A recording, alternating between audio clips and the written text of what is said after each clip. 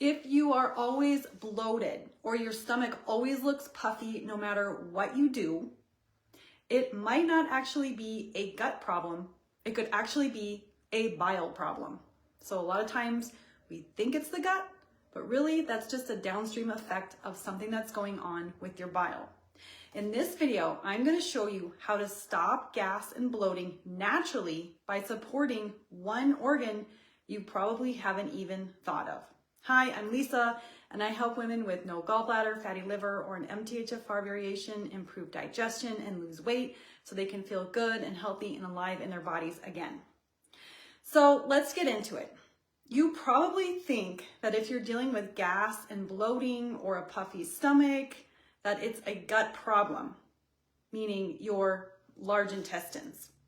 But what if your gut was simply an indicator of your liver health and bile quality? Let me explain what I mean. So your gut is the final phase of digestion, and it is sort of reaping the domino effect of everything that happened prior to the food getting into your large intestine. Your gut has both the small intestines and the large intestines, which are located in the bottom half of your abdominal cavity. So you have your stomach and liver kind of underneath your ribs, and then you have your small and large intestine below that. And I want to teach you, first of all, about three important components of your gut, so your small and large intestines, because that's going to help you to understand how if you're dealing with gas and bloating and indigestion, it could actually be something to do with your liver. So the three components I want to talk about are, number one, the gut lining. So this is the intestinal wall. It's one cell thick. So think of that, one single cell thick. And that single cell layer keeps food in, but it also, so undigested food, it keeps undigested food in, but it also allows nutrients that are digested to get out into your bloodstream where the rest of your body can use them.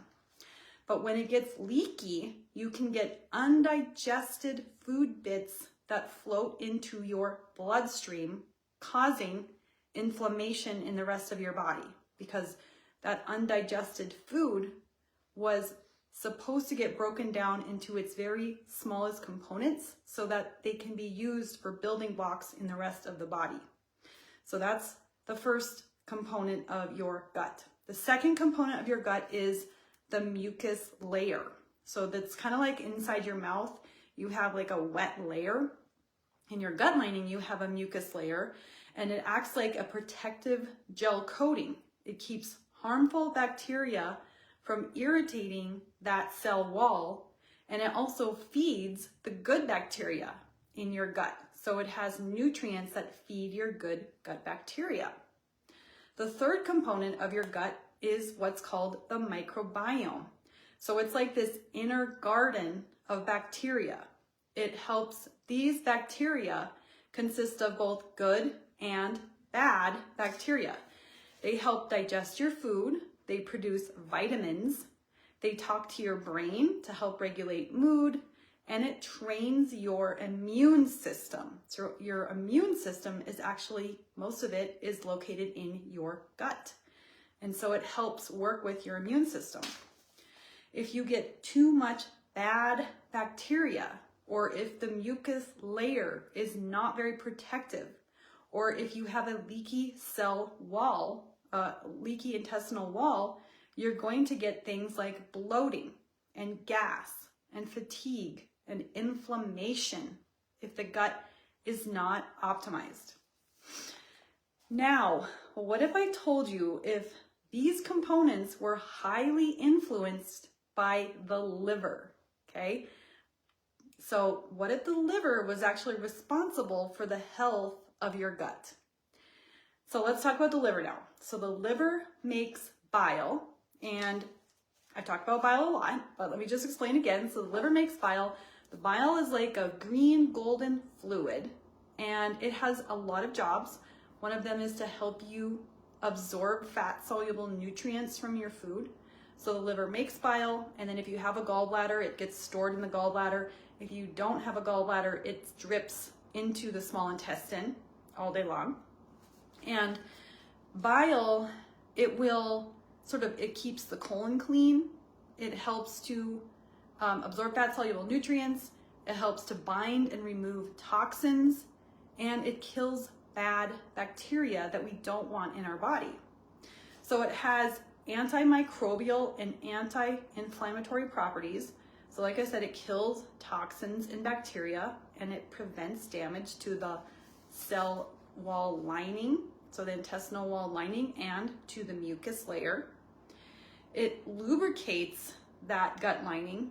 So when you have good quality bile, it helps that lining to be nice and like mucusy so that you don't end up with constipation. And it also helps your body to absorb fat soluble nutrients. That these nutrients are vitamins A, D, E, K, and omega-3 fatty acids, and some antioxidants. And these are highly protective in your body. So if you have no gallbladder, if you have a fatty liver, if you had MTHFR variation, that could impact the quality of your bile and the health of your liver. And you might not be absorbing a lot of these fat-soluble nutrients if you don't have good bile quality. And so you're not getting the anti-inflammatory protective effect of these nutrients.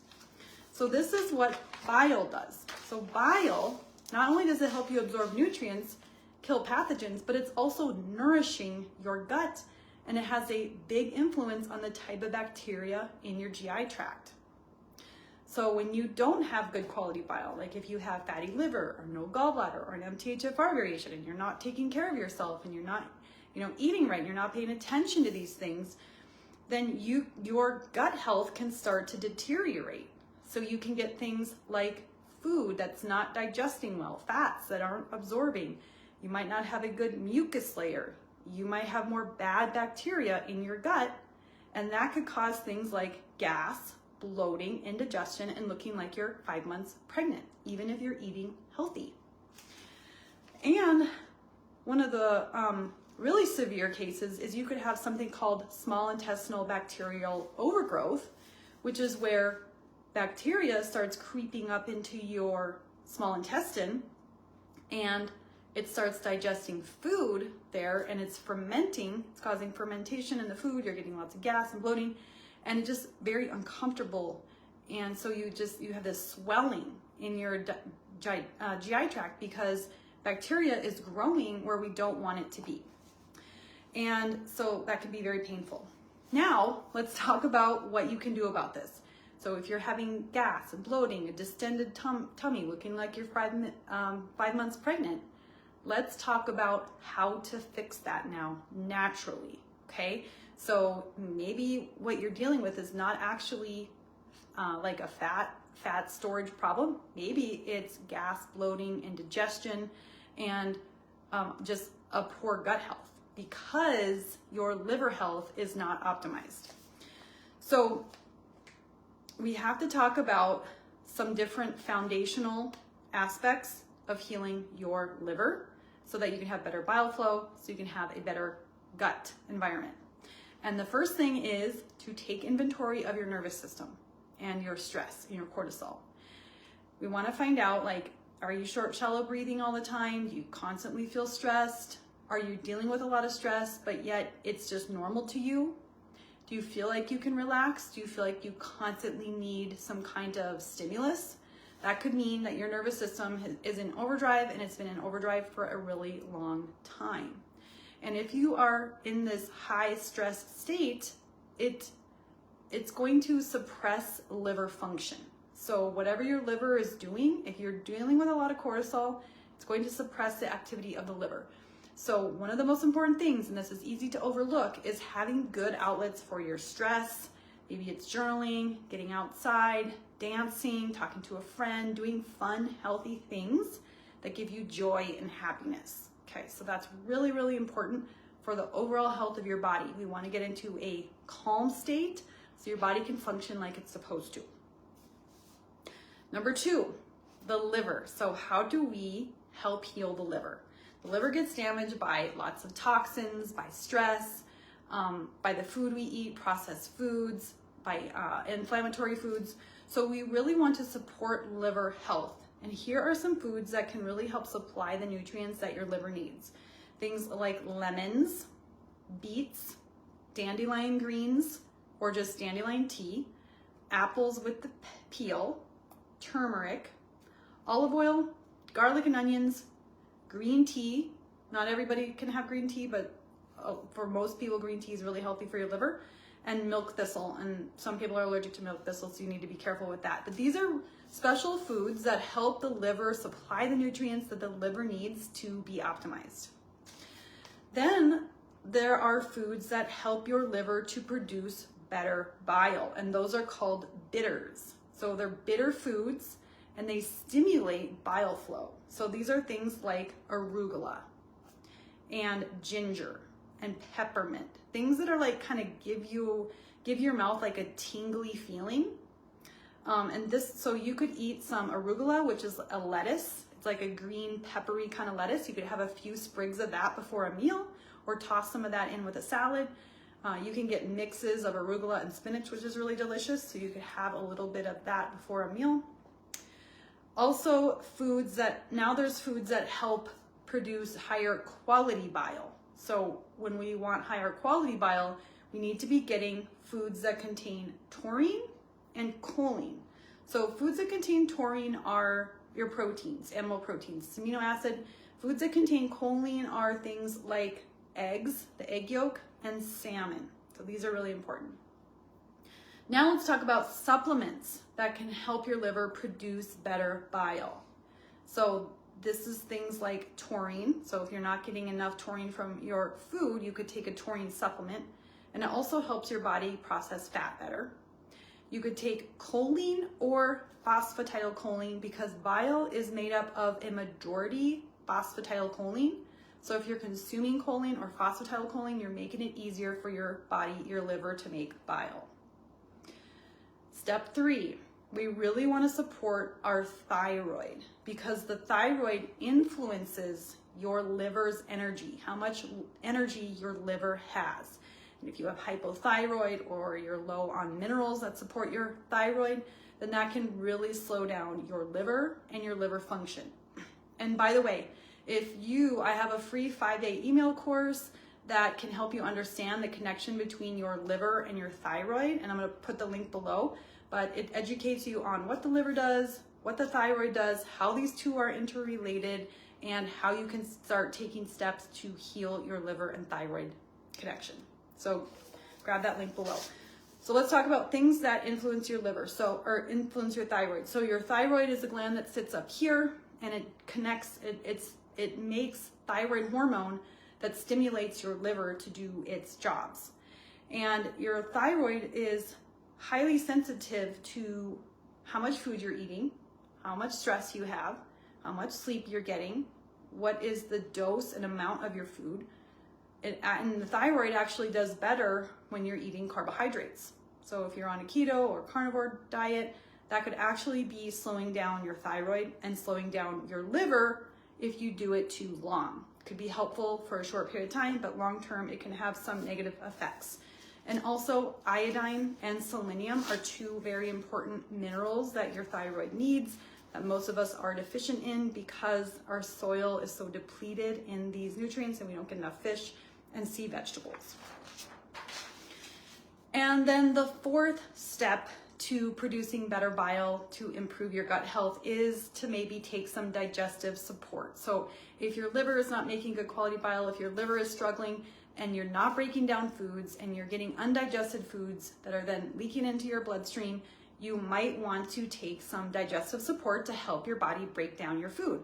And that would be things like betaine hydrochloride, which is an acid that helps your stomach. So the first stage of food digestion is when your food goes, first when you chew it, and then it goes into your stomach, and your stomach has stomach acid, and that's kind of like the first trigger that produces a whole domino effect of digestive action throughout your entire digestive system. So betaine hydrochloride can help improve your stomach acid. You can take some things like enzymes, which help chop up big molecules into smaller molecules so your body can absorb them, and bile salts. So this is like a supplemental bile that would be, normally made by your liver, but if you're not getting enough, then this can really help you to absorb fat soluble nutrients and nourish your gut microbiome, the lining and the mucus layer. So these are things you can do. You don't have to do all of them. What I would recommend is maybe picking 1 or 2 things, starting from there, and just adding and seeing how you're feeling. I would, stress is really important. So make sure that you are doing something to mitigate your stress. Maybe start drinking lemon water or start eating beets daily. Maybe you want to eat a few sprigs of arugula before your meals. Maybe you want to take taurine as a supplement, and you want to be eating about every 3 to 4 hours, getting about 25 to 30 grams of protein every 3 to 4 hours, and maybe taking a digestive enzyme with your meals. So in this video, I tried to present the case that your digestive system is highly dependent on bile. So for you to have good, healthy gut environment, you need healthy bile, because bile is what nourishes your gut and it kills bad bacteria. So it helps to keep a balance between good and bad bacteria in your gut. And when you have good bile, then you have a healthy gut, and that reduces gas and bloating. So you can also really work on healing your liver. So that would be reducing toxins, things that you're putting into your body that damage the liver.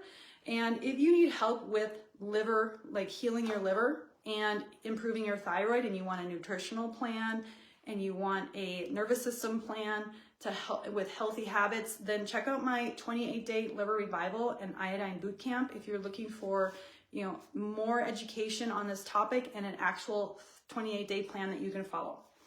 And if this video was good, if you liked it, if it resonated with you, make sure to like and subscribe so that you can continue to get my content. Thanks so much for joining.